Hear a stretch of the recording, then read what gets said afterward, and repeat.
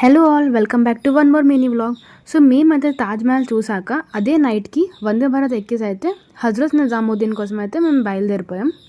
And అక్కడ one night అయితే stay చేశాక మేమైతే నెక్స్ట్ మార్నింగ్ అయితే హుమాయూస్ టాంబ్కి అయితే వెళ్ళాం. హజ్రత్ నిజాముద్దీన్ స్టేషన్ నుంచి అయితే హుమాయూస్ టాంబ్కి వెళ్ళడానికి బై ఆటో అయితే మాకు 10 మినిట్స్ అయితే పట్టింది ఆర్ 15 మినిట్స్ పట్టింది.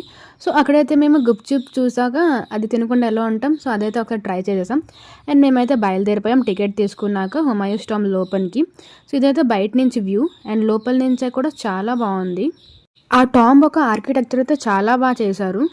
హుమాయూస్ టాంబ్ ఒక ఆర్కిటెక్చర్ అయితే ఎలా ఉందంటే అన్ని సైడ్స్ గార్డెన్ ఉంది, గార్డెన్ మధ్యలోనైతే హుమాయూస్ టాంబ్ని బిల్డ్ చేశారు.